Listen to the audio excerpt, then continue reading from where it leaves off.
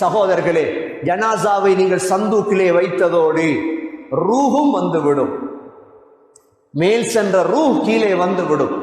ஜனாசாவை தூக்கி கொண்டு சந்தூக்கிலே செல்கிறோமே, அந்த சந்தூக்கில் செல்லும் பொழுது ஜனாசா பேசுகிறது.